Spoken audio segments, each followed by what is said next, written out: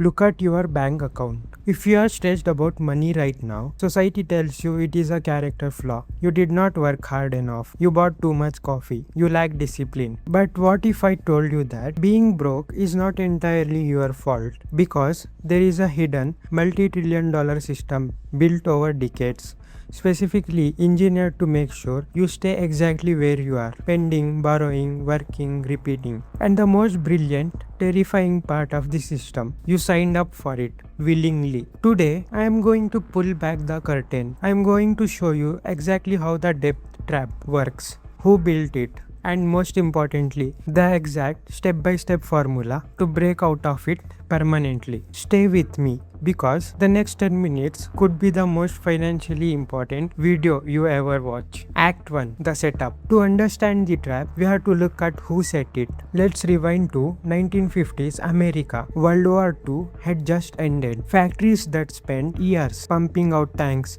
and weapons suddenly needed a new purpose. So they started mass producing something else. Stuff, cars, refrigerators, televisions, appliances. But there was a massive roadblock. Most working class people could not afford to buy all this new stuff outright. So corporate America birthed a genius, highly predatory idea. What if we let them take it now and pay us later? In 1958, the modern credit card was born. First came Diners Club, then Bank Americard, which you know today as Visa. Almost overnight, the global financial culture shifted. An entire generation was retrained. We went from saving up for the things we wanted to borrowing for the things we wanted right now. This was not an accident. This was social engineering. Economists politely call it demand stimulation, but in reality, it was the first brick laid in the modern debt trap.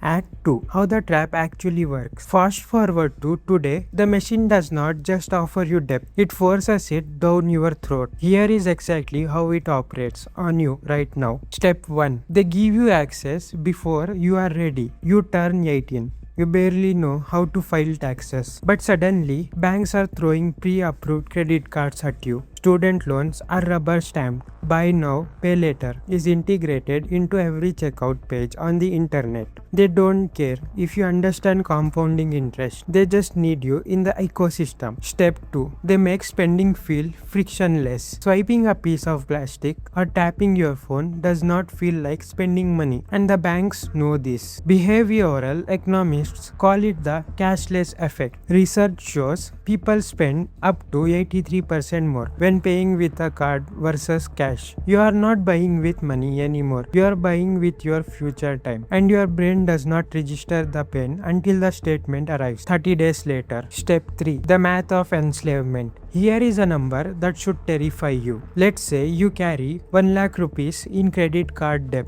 The standard interest rate is around 36% annually. If you only make the minimum payment every month, you will be trapped paying that debt for over 6 years. By the end, you will have paid back nearly 2,40,000 rupees. You borrowed 1 lakh. You paid back almost 2.5. That is not a financial service. That is a subscription to poverty. Step 4. The golden handcuffs. Lifestyle inflation. Eventually, you get a raise. But instead of killing your debt, you upgrade your phone, you move to a nicer apartment, you finance a better car. The banks anticipate this. Notice how they magically increase your credit limit the exact moment your income goes up. They are not rewarding your hard work, they are extending your leash. Act 3. The psychology layer. Now, let's talk about the secret weapon of the debt trap. It is not just financial, it is deeply psychological. There is a psychological phenomenon called hedonic adaptation. It means your brain adapts to every new thing you buy within a matter of weeks. The dopamine rush from the new iPhone, the fresh sneakers, the financed car, it fades fast. Suddenly, your new luxury is just your new baseline.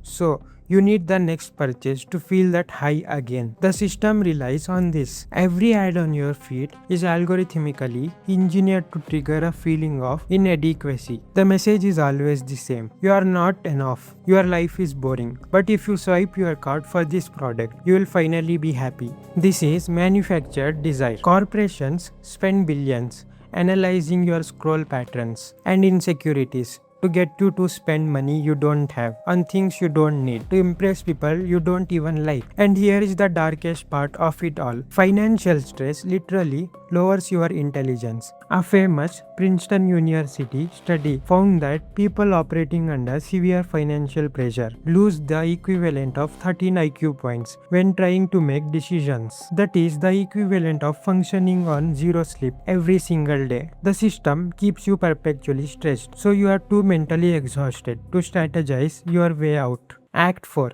The exit. So, how do you actually escape? You don't need motivation. You don't need to just spend less. You need a ruthless mechanical system. Step 1. Stop the bleeding. Before you invest, before you look at crypto or stocks, stop digging the hole. Cut every ghost subscription you forgot about. Unlink your cards from Apple Pay and Google Pay. If you have to physically freeze your credit card in a block of ice. It sounds ridiculous, but adding friction to your spending works. Step 2. Deploy the avalanche or snowball. List out every single debt you owe. Keep making the minimum payments on all of them, but take every extra rupee you have and attack the highest interest debt first. Mathematically, this is the avalanche method and it saves you the most money. Note, if you are emotionally burnt out and need a psychological win, use the snowball method instead. Pay off the smallest balance first, just to prove to yourself that you can. Step 3. Build a 10,000 rupee firewall. Before aggressively paying down debt, save a starter emergency fund.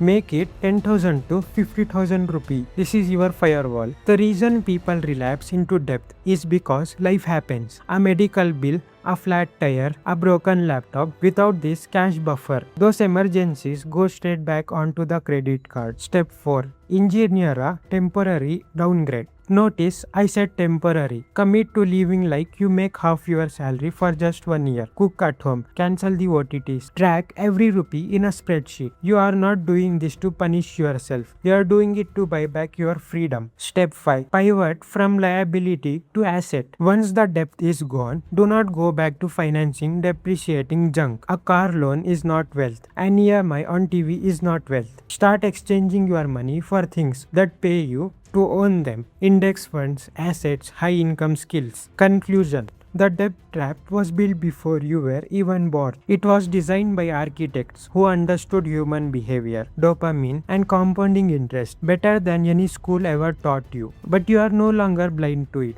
Now, you know exactly how the machine operates, and the moment you understand the machine, you stop being its fuel. The system is real. The trap is real, but so is the exit, and you just found it. If this video shifted your perspective today, do me a favor. Share it with one person in your life who needs to hear this truth, and make sure to hit subscribe, because this channel is dedicated to exposing the systems that shape your life so you can finally shape them back. I will see you in the next